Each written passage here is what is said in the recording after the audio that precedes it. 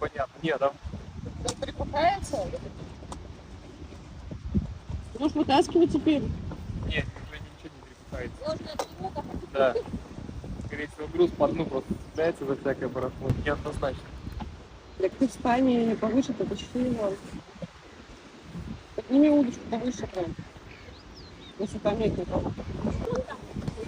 Просто очень маленький. Я не хочу туда даже доставать. О, как тебе? Мяч надо. Это лень. Линия. Это лень. Я даже не понял, что это. Я и моя рыба.